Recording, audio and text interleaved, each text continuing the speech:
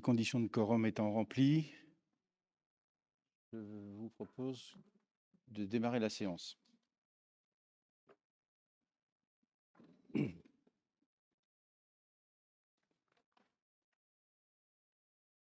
remercie les personnels des services qui sont présents. Monsieur Benjamin Guillaumard, qui va assurer, comme les séances précédentes, la transmission audio en direct. Monsieur Florian Hamon, qui l'assiste en début de séance.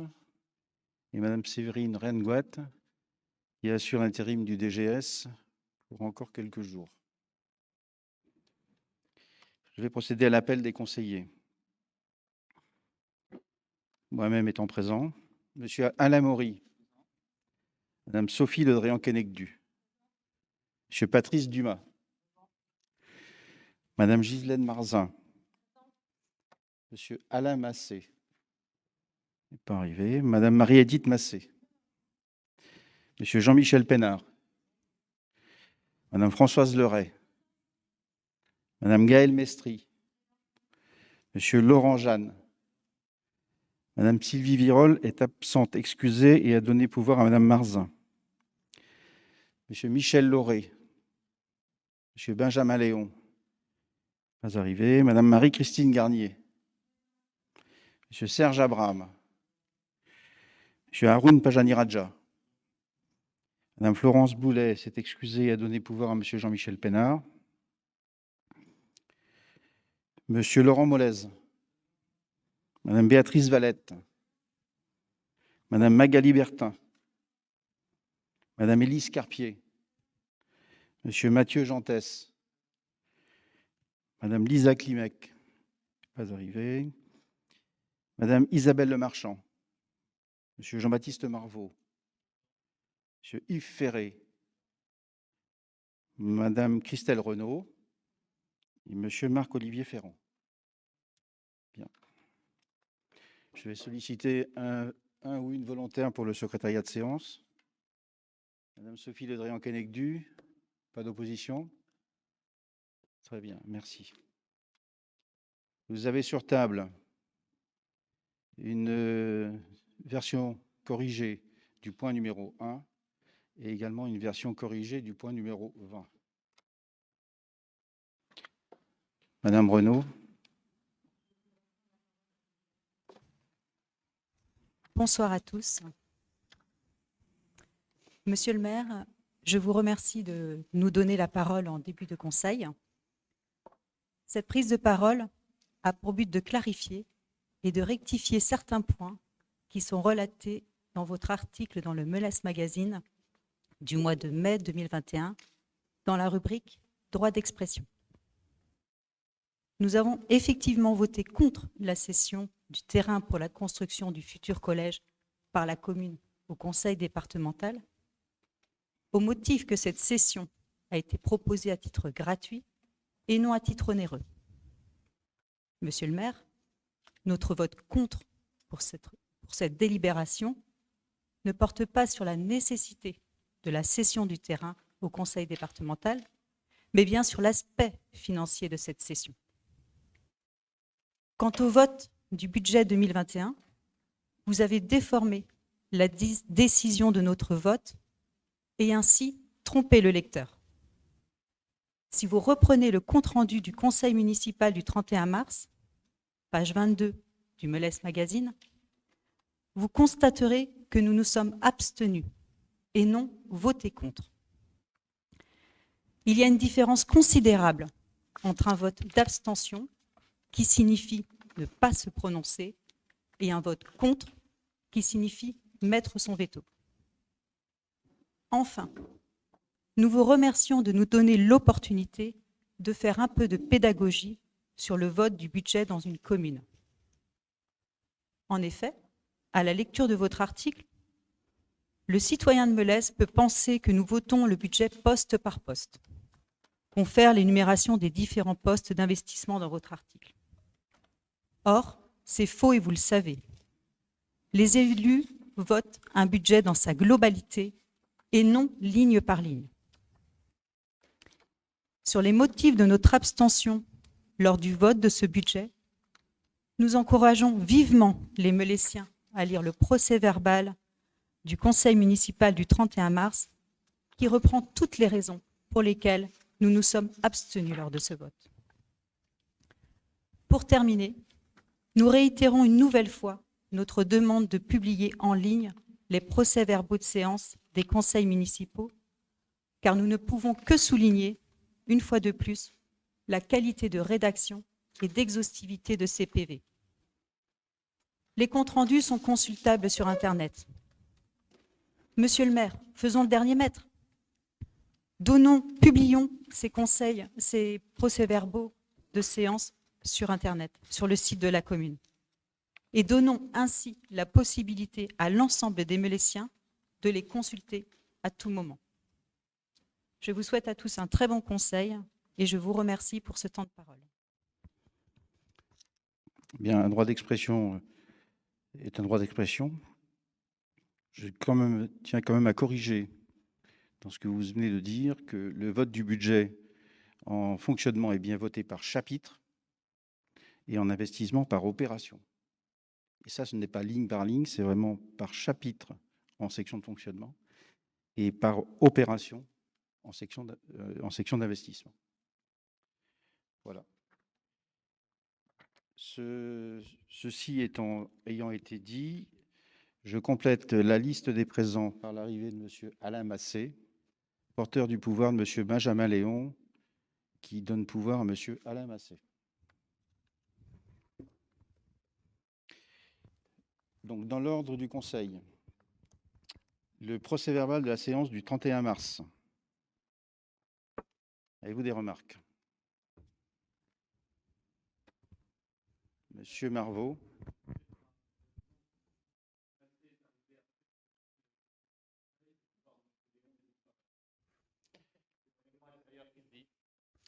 Vous avez raison. Je suis, pardon, Monsieur le maire, obligé de faire un rappel au règlement. C'est avant le Conseil. Monsieur Massé est arrivé après l'ouverture du Conseil municipal et donc le pouvoir dont il est porteur n'est pas valable en vertu du règlement intérieur de notre Conseil municipal. La séance n'était pas vraiment ouverte, mais... Monsieur le maire, à la seconde où vous l'avez ouverte, elle était ouverte. Strictement à la lettre. Donc, Monsieur Benjamin Léon est absent, excusé. Sur le procès-verbal de la séance du 31 mars. Pas de remarques? Bien, donc je considère que nous validons le procès-verbal de la séance du 31 mars. Sur le premier point de l'ordre du jour, je vais laisser la parole à Monsieur Patrice Dumas. Bonsoir. Donc une décision modificative qui arrive assez tôt après le vote du budget, mais qui est rendue nécessaire par même trois raisons. La nécessité de prévoir des crédits sur une opération de rénovation énergétique de la salle de sport numéro 1 et qui nous permettrait de pouvoir bénéficier d'un programme de subvention du plan de relance. Et donc, auparavant, il suffisait d'avoir un projet de délibération pour pouvoir solliciter des subventions. Là, il faut une délibération, donc ça nous oblige à prendre une délibération qu'on va voir tout à l'heure. Et c'est Marie-Edith Massé qui la présentera, je pense. Et donc, il faut qu'on ait, pour pouvoir prendre cette délibération, avoir les crédits nécessaires. La deuxième raison qui nous nécessite cette décision modificative, c'est la nécessité de payer la taxe d'aménagement sur l'année 2021 et la redevance d'archéologie pour la salle multifonction. Et parce qu'en fait, la salle pouvant être louée à des particuliers, l'exonération qu'on avait escomptée n'est pas applicable. Et donc, il faut qu'on inscrive la dépense qui correspond et la recette correspondant à la part qui nous sera reversée de cette taxe d'aménagement. Enfin, la nécessité de rembourser une taxe d'aménagement trop perçue sur l'immeuble Iris qui se situe juste derrière les membres de la minorité et de l'opposition. Et donc, nécessité donc, de rembourser une taxe trop perçue et sans que ça nous ait été indiqué qu'on l'avait perçue 2 fois. Donc, on est obligé de la rembourser. En en positif, on inscrit également dans cette décision modificative la réévaluation des montants de la DGF en fonctionnement suite à la notification par les services de l'État de la DSR cible qu'on va toucher en totalité et de la DGF normale pour laquelle on a un peu plus qu'escompté. Cette décision a été présentée en commission. Il y a un petit ajustement technique entre les documents qui vous ont été présentés en commission et celui qui se trouve sur table, qui correspond à le réajustement du montant du virement de la section d'investissement vers la section de fonctionnement pour équilibrer les sections. C'est un ajustement technique. Voilà. Merci. Avez-vous des questions? Monsieur Marvaux. Ce n'est pas à proprement parler une question, monsieur le maire. Je ne reviendrai pas sur la petite erreur à 29 000 €, parce que comme vous l'avez expliqué, elle est effectivement nulle pour les comptes de la ville. Mais il est un peu surprenant de découvrir cela dans une DM numéro 1. Je voudrais juste insister 2 minutes sur les travaux de la salle de sport. 2 choses. D'abord, les travaux qui sont prévus pour 530 000 € devraient, d'après les informations qui nous ont été communiquées par M. Dumas, permettre et générer une économie maximale de 10 000 € par an. 530 000 € pour économiser 10 000 €, ça fait un retour sur investissement de 53 ans. J'espère que les uns et les autres, quand vous procéderez à l'isolement de vos combles perdus, vous aurez un autre mode de calcul que celui de la commune de Melesse. Mais plus ennuyeux, j'ai envie de dire, et on aurait aimé pouvoir vous suivre sur ce terrain, pourquoi ne pas avoir été un peu plus loin dans les travaux rendus nécessaires dans cette salle? Il y a des travaux d'amélioration à faire de la salle elle-même, des vestiaires. Beaucoup de choses sont aujourd'hui très anciennes dans cette salle et nous allons dépenser un demi-million d'euros pour économiser 10 000 € d'énergie maximale et nous n'améliorerons quasiment en rien, peut-être un peu à travers l'éclairage, l'accueil et les conditions d'exercice des associations sportives qui utilisent cette salle. Je regrette, monsieur le maire, que vous vous soyez arrêté au milieu du gué. Le confort de pratique sportive sera également amélioré, inévitablement. Bien, ce n'était pas une question, c'était une remarque. Pas d'autres questions? Je soumets donc au vote du conseil municipal en invitant le conseil municipal à valider cette décision modificative numéro 1. Qui ne prend pas part à ce vote? Qui est contre? Qui s'abstient? 5 abstentions. Donc validé à l'unanimité des suffrages exprimés. Le point numéro 2, réhabilitation énergétique de la salle de sport numéro 1, demande de subvention DETR et DSIL. Madame Marie-Edith Massé, s'il vous plaît. Dans le cadre du décret tertiaire et notamment du levier d'action sur la performance énergétique du bâti, 6 établissements recevant du public, donc de plus de 1000 m², faisant partie du patrimoine communal, doivent faire l'objet d'une réhabilitation énergétique de leur enveloppe afin de réduire la consommation énergétique de 40 %. Ces travaux doivent être réalisés avant 2030. La salle de sport numéro 1 est concernée par ce décret. Ce bâtiment a été construit entre 1980 et 1990 et dispose de faibles performances thermiques. Les déperditions associées à l'enveloppe thermique sont importantes, notamment les parois en polycarbonate double pot de la salle de sport et la toiture en bac acier. Le projet de réhabilitation prévoit des travaux de renforcement de charpente, de remplacement de la couverture, d'isolation des murs, de remplacement du bardage polycarbonate, du remplacement des menuiseries, des faux plafonds isolés, du renouvellement de l'éclairage sportif, du renouvellement des éclairages des annexes, de la ventilation des annexes et du chauffage. Dans le cadre de ces futurs travaux d'aménagement, la ville de Melesse peut bénéficier de subventions d'État au titre de la DETR et au titre de la DSIL par le plan de relance des territoires ruraux. Donc, le programme des travaux s'élève à 443 000 € et pour bénéficier de cette subvention, il est nécessaire d'approuver le programme des travaux et le plan de financement suivant. Donc, des travaux pour 443 000 € hors taxe, on a dit, et avec une participation de la commune de Melesse à 20 %, une DSIL à 52 %, les certificats d'économie d'énergie à 1 % et une dotation de territoires ruraux à 27 %. soit en euros, une participation de la commune de 88 600 euros pour un budget de 443 000. Merci. Des questions? Monsieur Marvaux. Non, monsieur le maire, pas de question, une explication de vote. Nous allons nous abstenir sur cette délibération au motif de ce que j'ai exposé avant, qu'elle ne correspond pas à la réalité des besoins.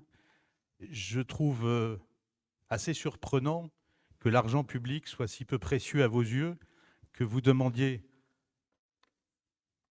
Je suis surpris.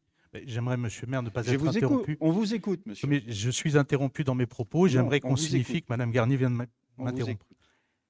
L'argent public n'est pas assez précieux à vos yeux, puisque non seulement vous considérez que la commune de Melez doit dépenser ses 90 000 euros, mais en plus, vous allez chercher de l'argent public au niveau de l'État.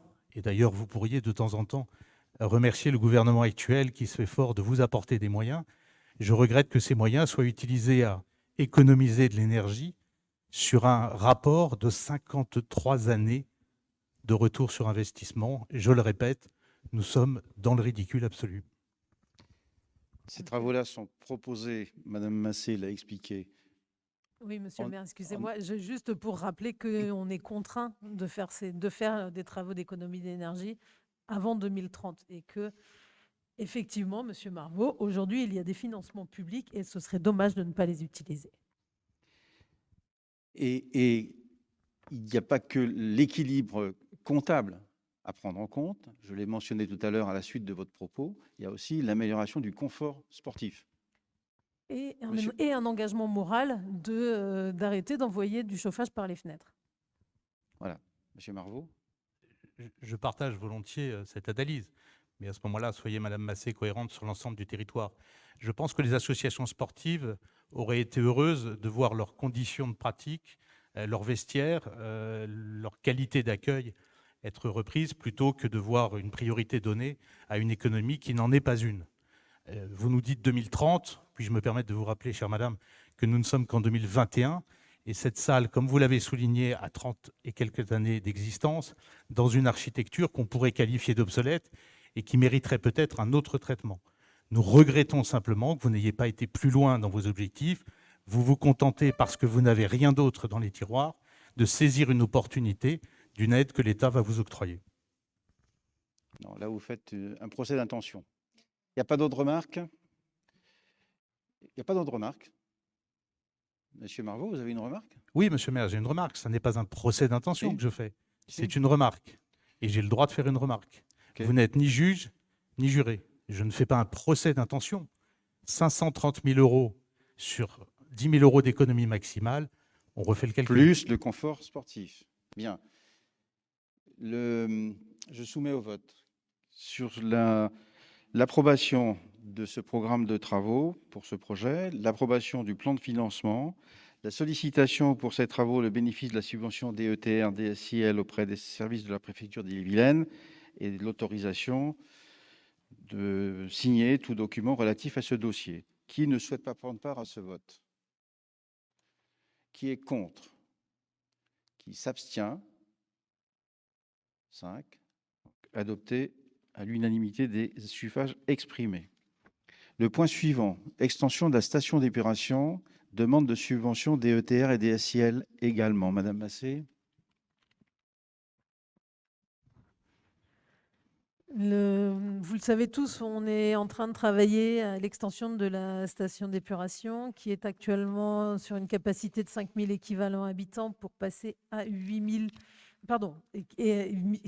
000 équivalents habitants en organique et 8 000 en hydraulique. Et l'idée est de passer à une station d'épuration à 9 500 équivalents habitants.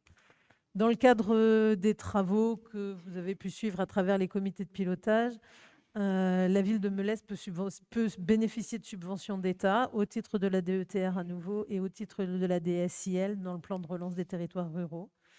Le programme de travaux pour ce projet s'élève à la somme de 1 959 794. Et pour bénéficier de cette subvention, il est nécessaire d'approuver le programme des travaux et le plan de financement.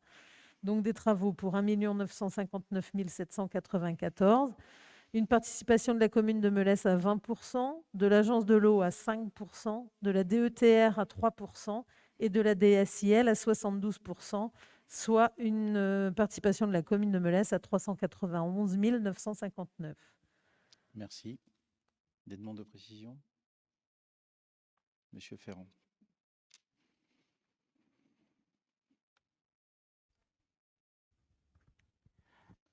Oui, Madame Massé, Monsieur le maire, concernant effectivement, cette station d'épuration, on est sur un chantier à 2 millions d'euros pour l'amélioration, l'augmentation.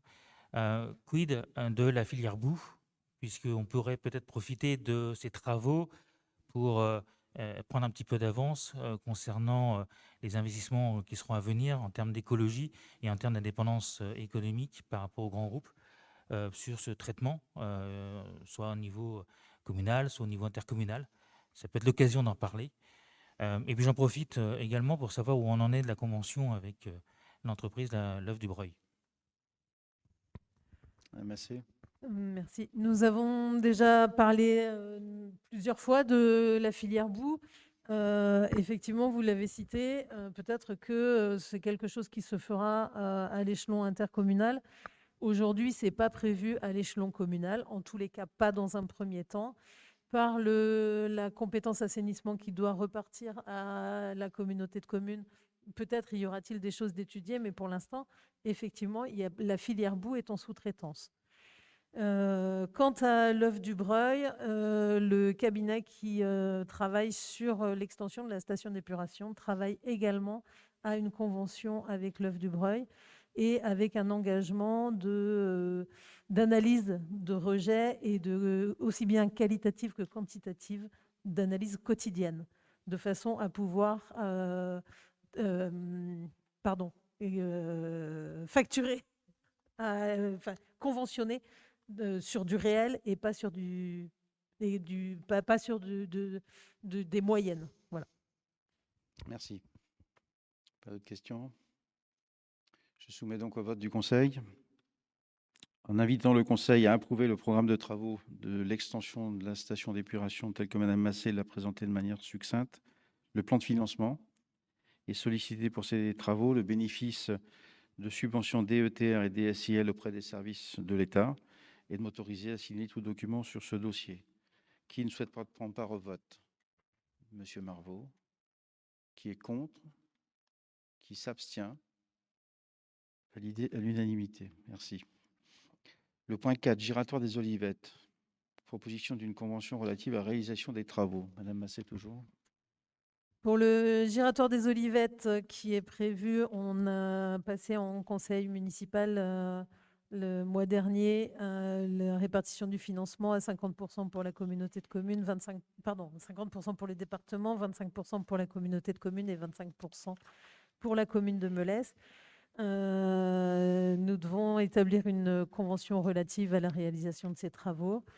Et l'aménagement de ce carrefour giratoire comprendra donc un raccordement à la voie communale avenue des Tilleuls et un élargissement ponctuel sous forme d'encoche de cette voie à la zone d'accès d'activité des Tilleuls afin de faciliter les manœuvres de tourne à gauche. Et donc, il convient donc d'établir cette convention tripartite entre le département d'Ille-et-Vilaine, la communauté de communes CCVIA et la commune de Melesse. Le département d'Ille-et-Vilaine est désigné en tant que maître d'ouvrage de l'ensemble des travaux. La convention a pour objet de définir les conditions techniques, administratives et financières dans lesquelles seront réalisés les travaux d'aménagement routier précités et précise notamment la consistance des travaux à réaliser, les modalités d'organisation de la maîtrise d'ouvrage, l'estimation des aménagements, les dispositions financières, la gestion ultérieure des aménagements réalisés dans le cadre de la présente convention. Les modalités de financement de l'opération sont les suivantes. La part financière du département comprennent les frais d'ingénierie de maîtrise d'œuvre, les frais d'équipement, l'acquisition foncière et 50% des travaux de terrassement, l'assainissement et chaussée. Le département préfinancera la totalité des travaux et la commune de Melesse et la communauté de communes Val-d'Ille-Aubigné rembourseront le coût résiduel de l'opération au réel facturé selon la répartition suivante. Ingénierie, 59 000. Travaux de voirie, 275 000. Équipement de la route, estimé à 40 000. La part prévisionnelle de la commune est de 137 500. La part prévisionnelle de la communauté de communes est de 137 500. Merci. Je me suis trompée tout à l'heure, j'ai dit que c'était en conseil municipal qu'on l'avait vu et c'est en commission, je voulais dire Oui, évidemment. tout à fait. Y a-t-il des demandes de précision? Je soumets donc au vote de l'Assemblée. Et donc, au regard des éléments que Mme Massé vient de présenter, je propose au conseil municipal de m'autoriser à signer la convention relative à la réalisation de travaux de l'aménagement d'un carrefour giratoire sur la RD 82, situé sur la commune de Melesse, entre la zone d'activité des Landelles et la zone d'activité des Olivettes, de valider le principe de financement et de m'autoriser à exécuter cette décision et à signer tout document si rapportant et y apporter le cas échéant toute modification mineure. Qui ne souhaite pas prendre part au vote? Madame Mestri. Qui est contre? Qui s'abstient? Donc validé à l'unanimité.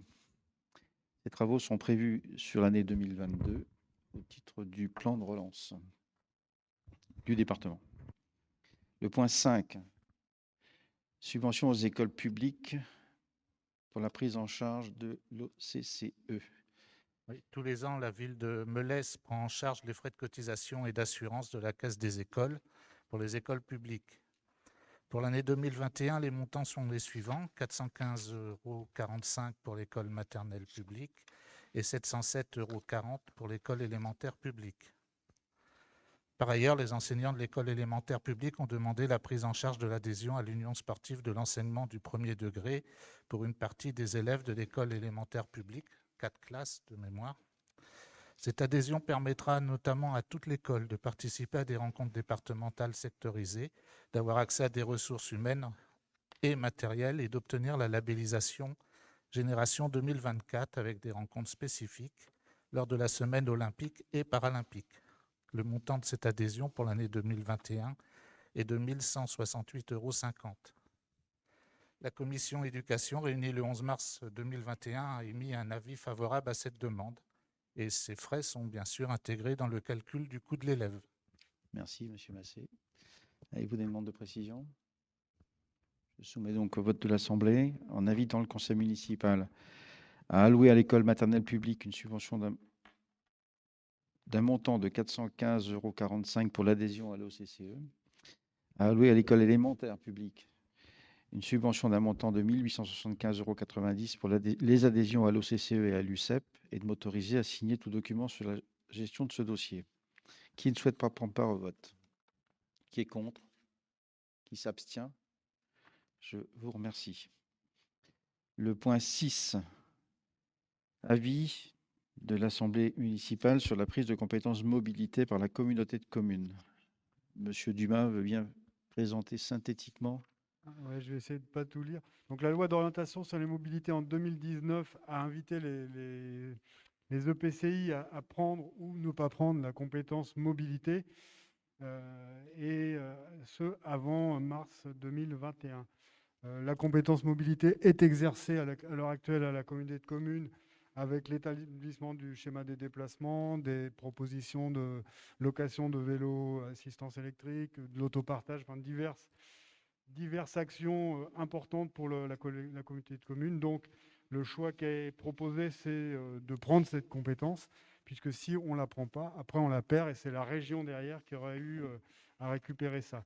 Néanmoins, la région reste compétente pour les déplacements à l'échelle régionale, donc les transports de cars, les transports scolaires, tout ça reste à la région, mais la communauté de communes pourra décider, si elle le souhaite un jour, mettre en place des lignes ou faire des choses complémentaires par rapport aux actions qu'elle mène actuellement.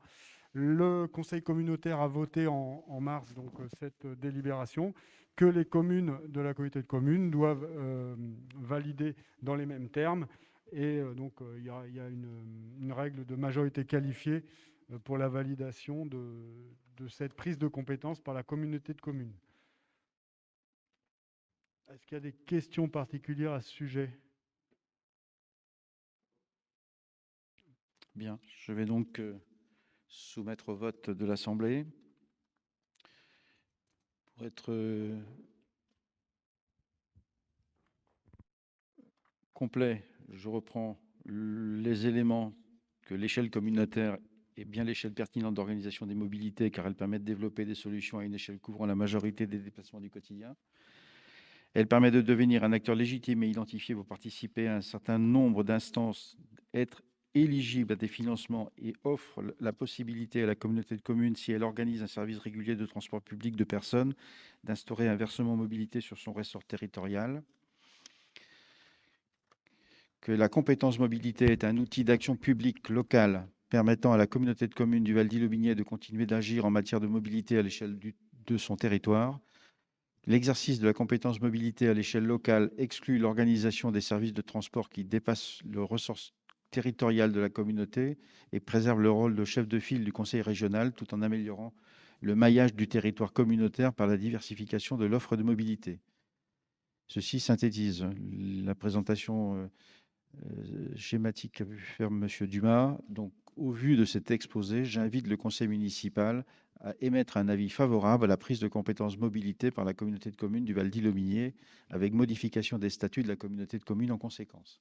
Qui ne souhaite pas prendre part à ce vote? Qui est contre? Qui s'abstient? Monsieur Marvaux, une abstention. Donc, je vous remercie.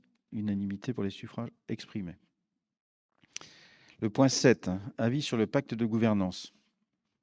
Le pacte de gouvernance, dans sa version projet, arrêté en conseil communautaire du 23 février 2021, était jointe à la note de synthèse. Vous avez pu en prendre connaissance. Donc, par délibération du 8 septembre 2020, la communauté de communes du Val-d'Ille-Aubigné a fait le choix de se doter d'un pacte de gouvernance. Le projet a fait l'objet de points d'étape en conférence des maires le 2 décembre 2020 pour valider les principes et le projet, et en bureau communautaire le 15 janvier. Le projet de pacte de gouvernance est composé des chapitres suivants: un rappel des caractéristiques du territoire, un rappel des principales informations relatives à la gouvernance, une introduction présentant les principes et valeurs du pacte, et une synthèse des modalités de fonctionnement et de mise en œuvre.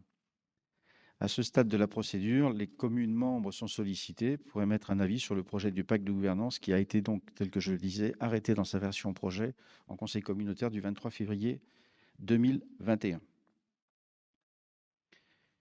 Avez-vous des remarques ou des questions à poser sur ce projet? Bien, je soumets donc au vote de l'Assemblée. Donc je propose, considérant que la commune dispose d'un délai de 2 mois à compter de la réception du projet arrêté, soit jusqu'au 24 mai 2021, nous sommes dans les délais, pour émettre un avis. Donc je propose aux membres du conseil municipal de bien vouloir émettre un avis favorable sur ce projet de pacte de gouvernance du Val-d'Ille-Aubigné. Qui ne souhaite pas prendre part au vote? Qui est contre? Qui s'abstient? 5 abstentions. Donc l'avis favorable est émis à l'unanimité des suffrages exprimés. Le point 8, convention d'occupation temporaire de domaine public en vue de l'installation et de l'exploitation d'une centrale solaire photovoltaïque sur les toitures des 2 salles omnisports communales. Madame Massé.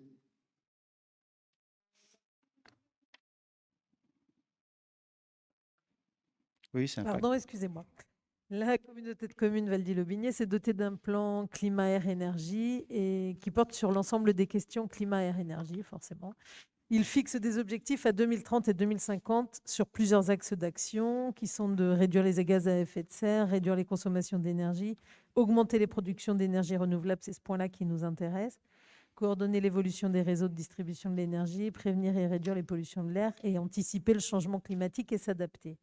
Donc, dans le cadre de la production d'énergie renouvelable, la ville de Melesse met à disposition d'opérateurs tiers les toitures des 2 salles omnisports communales en vue de l'installation et de l'exploitation d'une centrale solaire photovoltaïque. Le SDE, Rennes Métropole, Conseil départemental d'Ille-et-Vilaine ont créé une société d'économie mixte locale qui s'appelle Énergive et qui permet d'investir localement dans le développement, l'installation et l'exploitation de systèmes de production d'énergie renouvelable. Et donc, plus globalement, les objectifs de la SEM sont de massifier le développement des projets d'énergie renouvelable, de favoriser l'acceptation des projets intégrant systématiquement une démarche de concertation, et de permettre aux communes, aux EPCI et aux citoyens d'être acteurs de la transition énergétique de leur territoire. Donc, la commune de Melesse avait été sollicitée par Énergive. Par contre, pour pouvoir répondre à cette sollicitation, nous devions faire une publicité suite à cette manifestation d'intérêt pour vérifier qu'il n'y avait personne d'autre qui allait aussi s'installer sur les toitures. Et donc, il y a eu une publicité qui a été faite sur la plateforme régionale de dématérialisation de Mégalis. Et seule Énergive a manifesté son intérêt pour ce projet. Donc, la proposition vous est décrite à suivre sur une puissance de 166,4 kW. Et donc, au regard de tous ces éléments, et que la procédure de publicité a été réalisée du 8 mars au 6 avril suite à une manifestation d'intérêt spontané relative à l'occupation du domaine public en vue de l'installation et de l'exploitation d'une centrale photovoltaïque. Merci. Avez-vous des demandes de précision? Je soumets donc au vote de l'Assemblée. Donc, je propose au Conseil municipal de prendre acte de la procédure de publicité préalablement réalisée du 8 mars au 6 avril 2021, à la suite de la manifestation d'intérêt spontané exprimée par la SEM Énergive, de m'autoriser à signer la convention d'occupation temporaire du domaine public pour l'installation et l'exploitation en vente totale d'une centrale photovoltaïque sur les 2 salles omnisport communales avec Énergive dans les conditions présentées ci-dessus, et vous aviez le texte de convention en pièce annexe de la note de synthèse, de valider le principe de la redevance présentée par dans l'offre par Énergive et de m'autoriser à exécuter cette décision, à signer tout document s'y rapportant et à apporter, le cas échéant, toute modification mineure. Qui ne souhaite pas prendre part au vote, à ce vote? Qui est contre? Qui s'abstient? Je vous remercie. Le point 9, Enedis, convention de servitude à la Ferrière. Madame Massé. Donc, le conseil municipal est informé que dans le cadre du déplacement d'une ligne aérienne au lieu dit la Ferrière, la société Enedis souhaite installer un poteau sur un terrain privé communal situé sur la parcelle cadastrée section D numéro 1272. Pour acter ces travaux, il est nécessaire d'établir une convention de servitude entre la ville de Melesse et la société Enedis. La présente convention est proposée à titre gratuit et vous l'aviez en annexe. Merci. Des demandes de précision? Je soumets donc au vote de l'Assemblée et que j'invite à approuver le projet de convention qui a été joint en annexe avec Enedis et de m'autoriser à signer cette convention ainsi que tout document relatif à ce dossier. Y a-t-il des personnes qui ne souhaitent pas prendre part au vote? Des votes contre? Des abstentions? Je vous remercie. Le point 10, convention d'occupation précaire d'entretien parcelle cadastrée E2260 ZEDA de la Métairie. Assez. Donc, par délibération en date du 14 octobre 2015, le conseil municipal a décidé d'acquérir la parcelle cadastrée E2260 d'une superficie de 272 mètres carrés dans le cadre de l'aménagement de la ZEDA de la Métairie. Madame et Monsieur Mazuc ont sollicité la commune de Melesse pour conserver l'usage de la parcelle cadastrée E2260 pour poursuivre l'activité d'éco-pâturage. Et donc, dans l'attente de son affectation définitive, il est proposé que la commune de Melesse, futur propriétaire de la parcelle, mette à disposition de Madame et Monsieur Mazuc la parcelle cadastrée E2260 à titre précaire aux conditions suivantes définies dans la convention jointe. Donc, une durée de 1 an renouvelable pour une durée maximale de 5 ans à compter de la signature. Et le loyer est une mise à disposition consentie à titre gratuit à destination d'un éco-pâturage. Merci. Des demandes de précision? Je soumets donc au vote du Conseil en invitant le Conseil à m'autoriser à signer cette convention, à intervenir et tout document se rapportant à cette délibération. Qui ne souhaite pas prendre part au vote? Qui est contre? Qui s'abstient? Validé unanimité, je vous remercie. Le point 11, échange de parcelles aux feuilles. Monsieur Maury.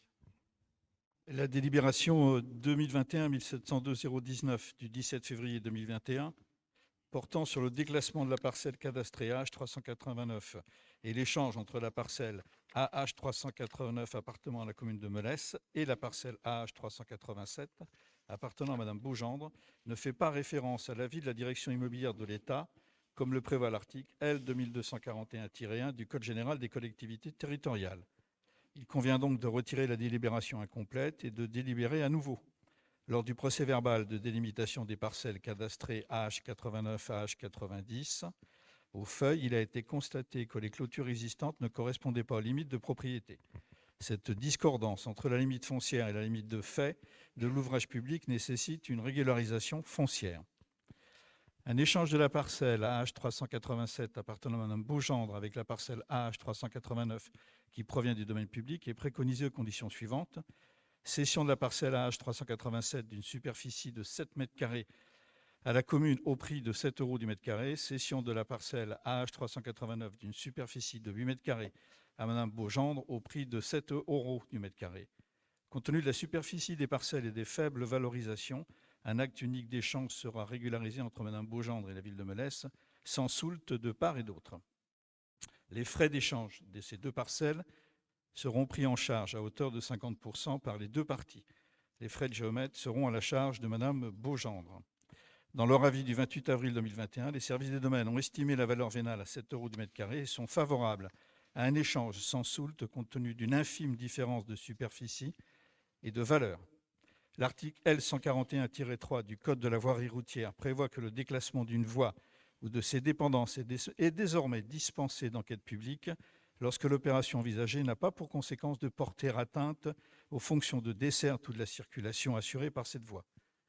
L'emprise concernée par la parcelle AH 349 étant un accotement, il est proposé de procéder à la désaffectation de cet espace, de prononcer son déclassement dans le domaine public et de l'intégrer au domaine privé communal, vu l'avis du service des domaines en date du 28 avril 2021. Donc, le conseil municipal est invité à procéder au retrait de la délibération 2021-1702-019 du 17 février 2021, décider le déclassement du domaine public de la parcelle cadastrée AH 389 d'une superficie de 8 m², approuver l'échange entre la parcelle AH 389 et la parcelle AH 387 appartenant à Mme Beaugendre.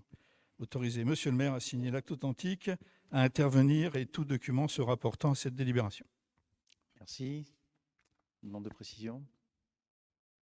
Je soumets donc au vote et invite le conseil municipal à, tel que M. Maury vient de l'exposer, procéder au retrait de la délibération du 17 février, décider du déclassement de cette parcelle H 389, d'approuver l'échange entre la parcelle H 389 et la AH 387 et de m'autoriser à signer l'acte authentique.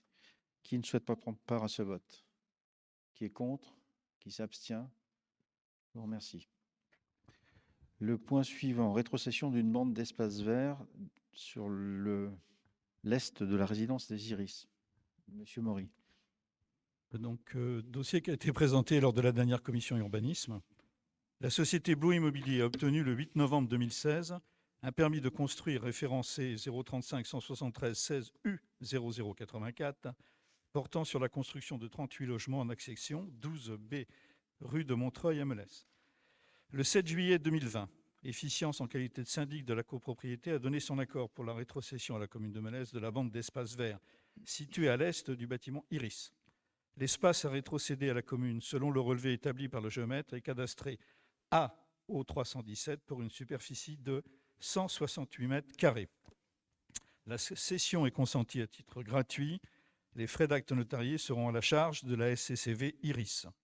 Le conseil municipal est invité à accepter le principe de rétrocession gratuite à la commune de Melesse de la bande d'espace vert cadastrée AO 317 d'une superficie de 168 m² et autoriser Monsieur le maire à signer l'acte de cession ainsi que tous les documents nécessaires.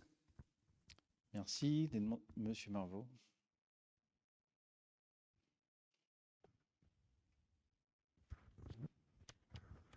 Pas de problème sur le fond de cette délibération, Monsieur le maire. Simplement, nous avions demandé en commission que nous soit adressée copie de la décision de l'Assemblée générale autorisant le syndic à cette opération. Et nous avons reçu copie du courrier du syndic. Alors, j'ai bien enregistré le courrier du syndic, mais je souhaiterais avoir l'autorisation qui est donnée par l'Assemblée générale au syndic. Madame Christelle Mochet-Leguerne a fait le nécessaire. On attend que le retour. Et juste pour confirmer, lorsque les actes notariés ont été passés entre les acquéreurs et la SCCV Iris, il était stipulé contractuellement dans charges et conditions, promesse de cession de servitude. Le vendeur déclare que la commune de Melesse lui a fait connaître sa volonté de créer un cheminement accessible aux piétons dans la limite maximale de l'emprise matérialisée sur le plan annexé en trait assuré. Et l'acquéreur autorise expressément le vendeur et ou le syndic de copropriété à céder à titre gratuit à cette commune cette portion de terrain. L'acquéreur reconnaît avoir été informé qu'en tant que besoin, une servitude de passage à pied est donc constituée en lieu et place de cette cession. Et il donne mandat irrévocable au dit syndic pour signer tout acte, procéder à toute requête en division, établir tout bornage à l'effet de signer cet acte de cession à titre gratuit ou de servitude de passage. Donc c'était contractuellement acté dans l'ensemble des actes passés entre les acquéreurs et la SCCV. Mais néanmoins, la demande a été faite à efficience. Très bien, je vous remercie. Pas d'autres remarques? Je soumets donc au vote en invitant le conseil municipal à accepter ce principe de rétrocession gratuite à la commune de cette bande d'espace vert de 168 mètres carrés et de m'autoriser à signer cet acte de cession ainsi que tout document nécessaire. Qui ne souhaite pas prendre part au vote? Qui est contre? Qui s'abstient? Validé à l'unanimité. Merci. Le point 13, rétrocession de l'emprise du domaine public des jardins d'Anatolie, rue des Alleux. Monsieur Maury. Voilà, dossier présenté également en commission urbain. La société OCDL a obtenu le 13 mars 2017 un permis de construire référencé 035 173 16 U 0134 pour la réalisation de 3 bâtiments totalisant 72 logements allées d'Ancières à Melesse. Néoto a obtenu par arrêté en date du 8 mars 2017 un permis de construire référencé 035 173 16 U 0121 pour la réalisation des bâtiments en équerre de 24 logements aux 5 rue des Alleux à Melesse. Afin de régulariser les emprises foncières destinées au domaine public, il est proposé la rétrocession des parcelles cadastrées suivantes. Donc vous avez AP 69, 313, 317, 320, le tout pour un total de 121 mètres carrés. La rétrocession est consentie à titre gratuit. Les frais d'acte notariés seront pris en charge à hauteur de 50% par les deux parties. Et le conseil municipal est invité à accepter le principe de rétrocession gratuite à la commune de Melesse aux conditions énoncées ci-dessus. Classées dans le domaine public communal les parcelles AP 69, 317, 317 et 320. Autorisez, monsieur le maire, à signer l'acte de rétrocession ainsi que tous les documents nécessaires. Merci. Des demandes de précision? J'invite donc le conseil municipal à valider le principe de cette rétrocession tel que monsieur Maury vient de présenter et de m'autoriser à classer dans le domaine public communal les parcelles correspondantes et de m'autoriser à signer l'acte de rétrocession ainsi que tout document nécessaire. Qui ne souhaite pas prendre part au vote? Qui est contre? Qui s'abstient? Validé à l'unanimité. Merci. Le point suivant, rétrocession de 2 emprises autour de 2 candélabres, résidence des Tilleuls, allée de Jonchère. Monsieur Maury. Par délibération du 18 décembre 2019, le conseil municipal a délibéré pour la mise en vente de 8 logements locatifs Espacil Habitat, résidence Les Tilleuls, situés allée de la Jonchère à Melesse. 2 candélabres sont actuellement positionnés sur la parcelle cadastrée AH68. Espacil Habitat propose de rétrocéder ces 2 espaces à la commune de Melesse selon le relevé établi par le géomètre. Donc, dossier qui a été présenté en commission urbanisme également. La cession de ces 2 futures parcelles à la commune de Melesse d'une contenance totale de 2 mètres carrés est consentie à l'euro symbolique. Les frais d'acte notariés de géomètre seront à la charge d'Espacil Habitat. Le conseil municipal est invité à approuver cette rétrocession à l'euro symbolique entre Espacil Habitat et la commune de Melesse des 2 emprises autour des 2 candélabres de la résidence Les Tilleuls, allée de la Jonchère, pour une superficie totale de 2 mètres carrés, classées dans le domaine public communal les 2 futures parcelles, et autoriser monsieur le maire à signer l'acte de rétrocession ainsi que tous les documents nécessaires. Demande de précision? Je soumets donc au vote cette délibération que monsieur Maury vient de présenter. Qui ne souhaite pas prendre part au vote? Qui est contre? Qui s'abstient?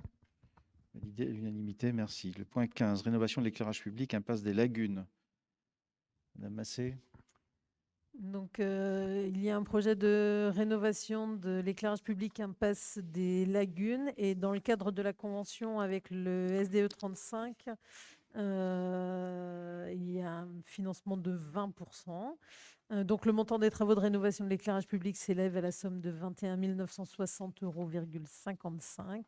Et donc, comme le Melesse est une commune urbaine, c'est-à-dire que la commune perçoit la taxe d'électricité, donc le taux de subvention est de 20% et le montant de la subvention attendue serait de 4 392,11 €. Donc le plan de financement est le suivant: des travaux à hauteur de 21 960,55 €, une subvention du SDE de 4 392,11 € et un reste à charge pour la collectivité de 17 568,44 €. Merci. C'est clair pour tout le monde. Je soumets au vote. Qui ne souhaite pas prendre part à ce vote? Qui est contre? Qui s'abstient? Adopté à l'unanimité, merci. Le point suivant porte sur la point 16, donc la constitution des comités de pilotage pour la conduite de la ZAC, conduite opérationnelle de la ZAC du Feuil. Donc, dossier est présenté également lors de la dernière commission urbanisme.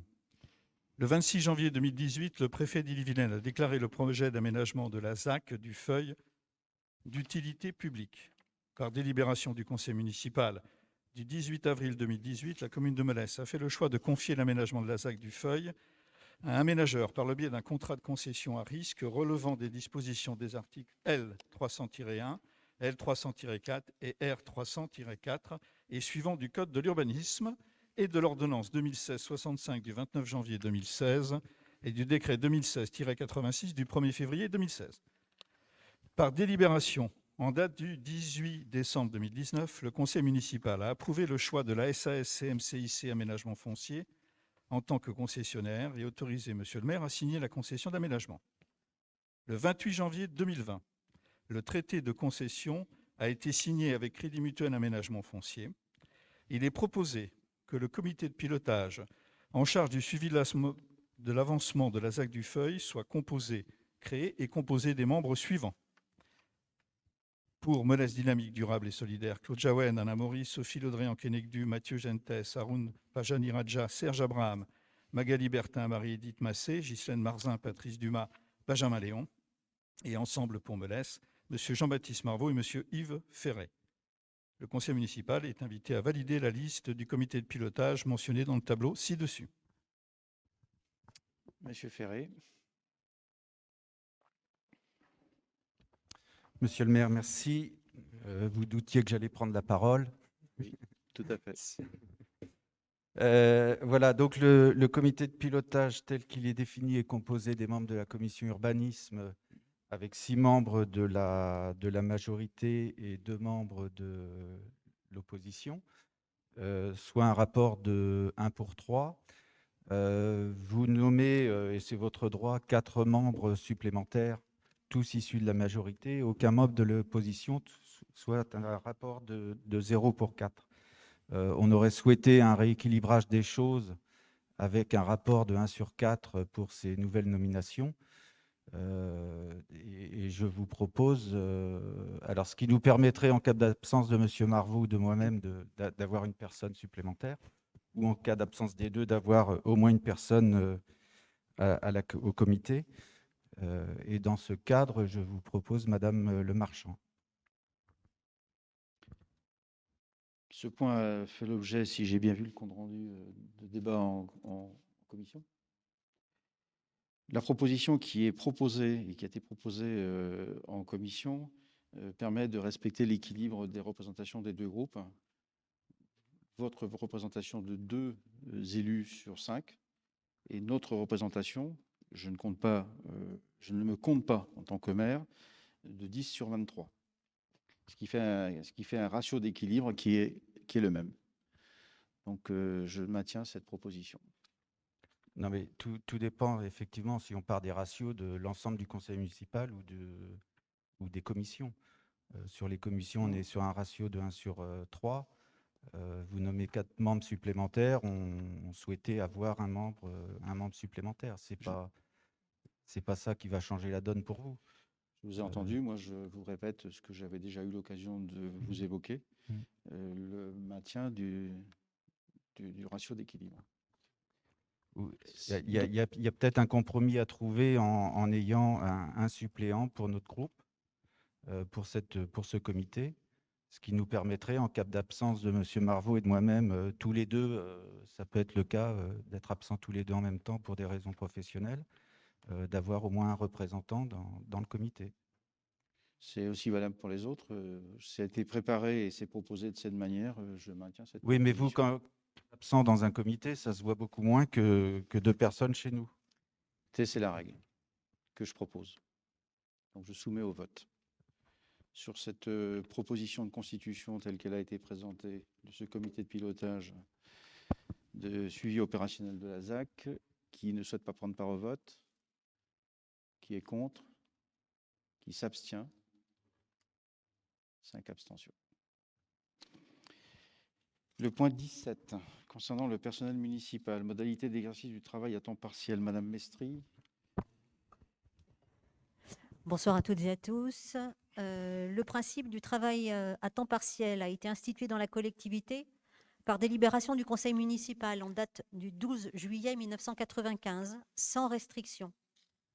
Le 18 octobre 2017, le conseil municipal a limité les autorisations de travail à temps partiel aux demandes de droit, sauf dérogation pour faire face à une situation familiale et personnelle difficile.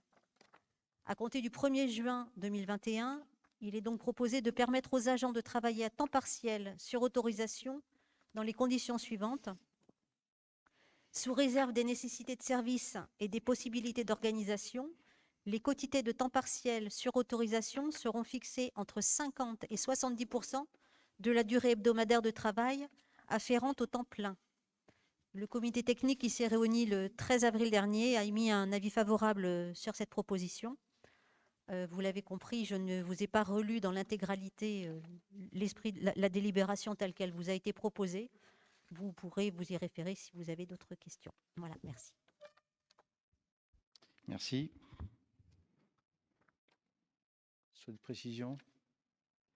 Je soumets donc au vote un invitant le conseil municipal à valider à compter du 1er juin 2021 ces nouvelles modalités d'application d'autorisation de travail à temps partiel sur autorisation, telles que Mme Mestri vient de les exposer et de m'autoriser à signer tout document sur ce dossier.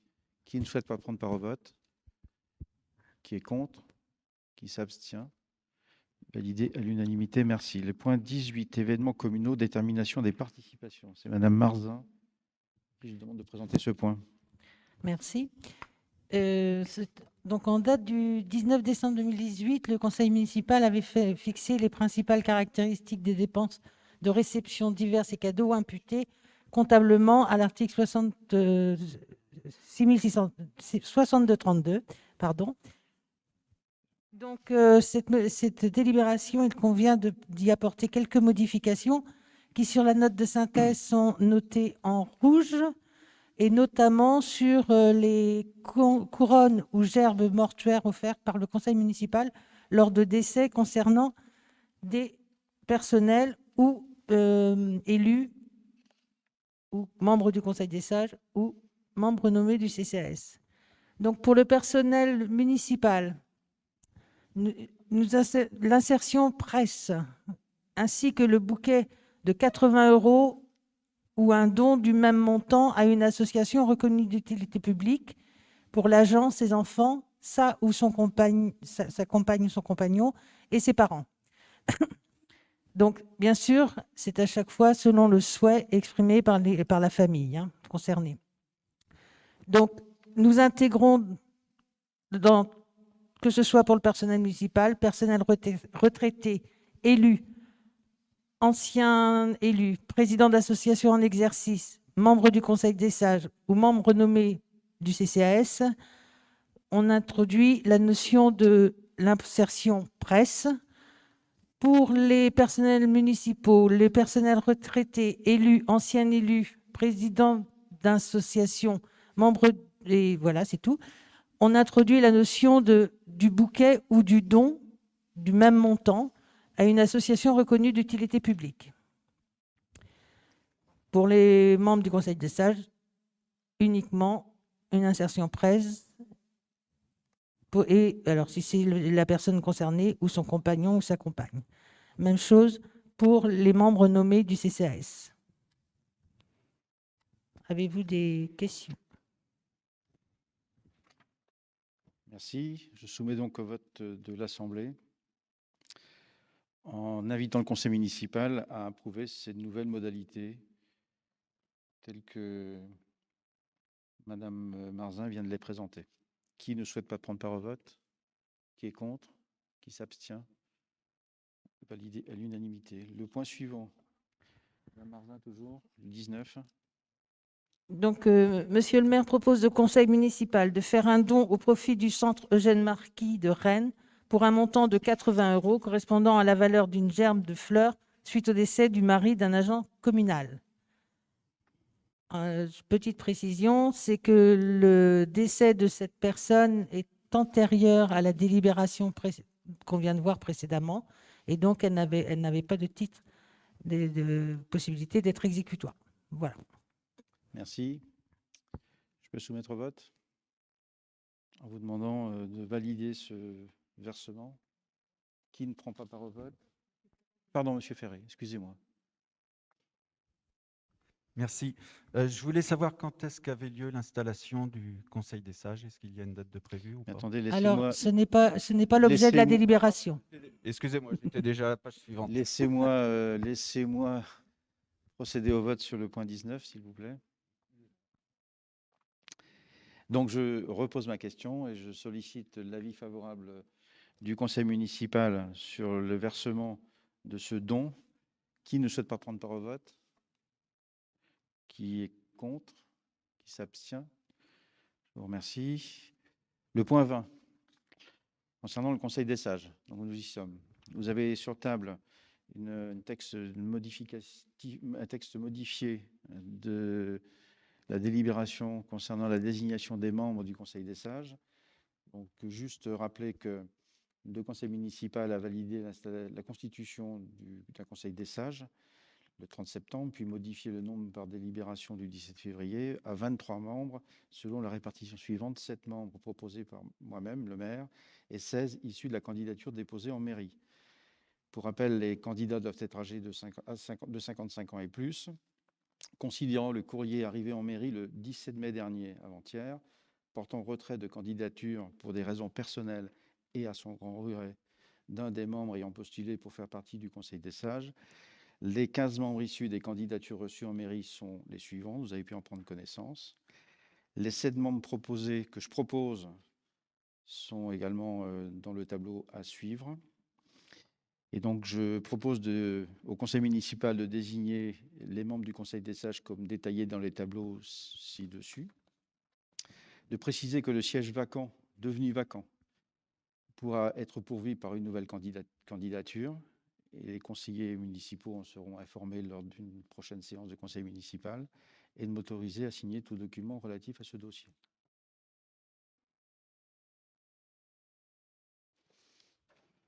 Oui. Oui, excusez-moi pour tout à l'heure, un moment de fatigue sans doute. Je voulais savoir quand est-ce qu'avait lieu la mise en place de ce Conseil des sages.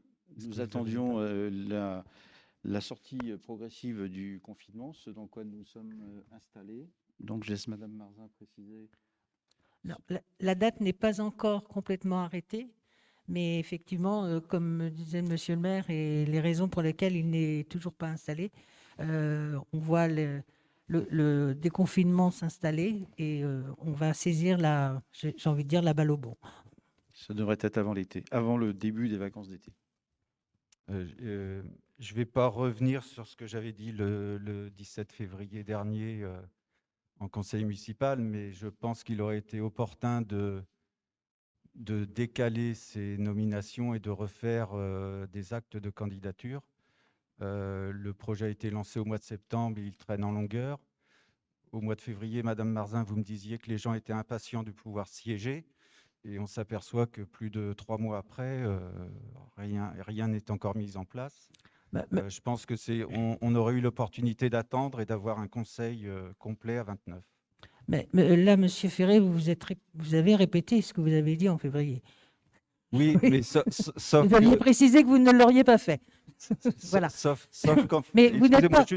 juste pour terminer, sauf quand, et sans vous couper, sauf que vous disiez que les gens étaient impatients et 3 mois après, on s'aperçoit que rien n'est mis en place. Mais ils Mais comprennent. Monsieur Ferré, est-ce que vous avez connaissance de la situation sanitaire en France? Voilà, c'est tout ce que je vais vous répondre. C'est pour ça, et je vais en terminer, on ne va pas polémiquer là-dessus, que je le disais et je le redis, on aurait pu attendre un petit peu de manière à ce que la situation sanitaire s'améliore et de repartir sur des nominations pour avoir un conseil des sages complet à 29. C'est votre position, on en prend acte, mais ce n'est pas la position de la majorité. J'invite du conseil. Pardon, Monsieur Marvaux. Oui, monsieur le maire, juste une explication de vote. Nous nous abstiendrons sur la constitution du Conseil des sages, puisque je rappelle que, malgré notre demande, vous avez refusé que sur les 7 membres désignés par le maire, nous puissions vous faire une proposition. Donc nous nous abstiendrons sur cette délibération. Nous ne remettons bien évidemment pas en cause le Conseil des sages. Bien, ce n'était pas les règles. Donc, voilà. Donc je soumets au vote. Qui ne souhaite pas Monsieur le maire, la démocratie n'a pas de règles et l'ouverture d'esprit non plus. Mais laissez-moi. Je n'ai pas fait de commentaire particulier. Je soumets au vote du Conseil et je demande qui ne souhaite pas prendre part au vote. Qui est contre? Qui souhaite s'abstenir? Je pense que c'est 5. Donc c'est voté à l'unanimité des suffrages exprimés. Merci. Les points d'information. Je traite des points d'information avant de procéder, d'engager le tirage au sort des jurés d'assises, si vous permettez. Donc, information communiquée en dernière page de la note de synthèse liée au DIA, liée à d'autres décisions portant à attribution d'emplacement au cimetière, entre autres. Et puis, une esquisse d'agenda en dernière page. Conseil municipal de ce soir, nous avons également à procéder au tirage des jurés d'assises pour 2022. Donc, je rappelle que la Cour d'assises juge les crimes commis par des personnes majeures, assassinat ou meurtre, viol, actes de barbarie, crimes contre l'humanité et autres infractions pour lesquelles la peine encourue est supérieure à 10 ans d'emprisonnement. La Cour juge aussi les délits et contraventions commis à l'occasion du crime. Elle examine les appels contre les décisions rendues par une première cour d'assises. La cour d'assises est composée de 3 juges professionnels, le président et 2 assesseurs, qui forment la cour proprement dite. Un jury composé de 6 jurés en première instance, 9 en appel, qui sont des citoyens tirés au sort, l'avocat général, le greffier. Il y a une cour d'assises par département, installée en général au chef-lieu, dans le tribunal de grande instance.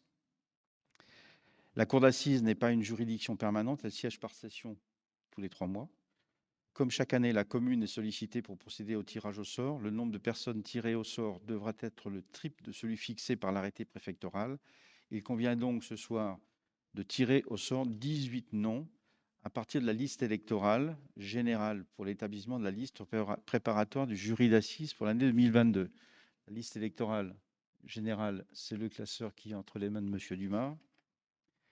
Il est précisé que ne pourront pas être retenues les personnes dont le nom a été rayé de la liste électorale pour quelque raison que ce soit, et les personnes qui n'auront pas atteint l'âge de 23 ans le 31 décembre 2021, c'est-à-dire les personnes nées après le 31 décembre 1998.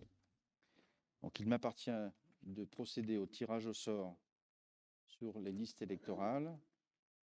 Je propose que M. Dumas fasse la lecture de la ligne, enfin de la page d'abord, et de la ligne. Et puis, il y a une retranscription à faire des noms qui vont être tirés au sort.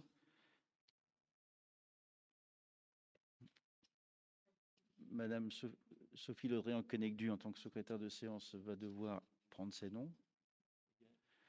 D'autres volontaires? Madame Mestri, Monsieur Massé.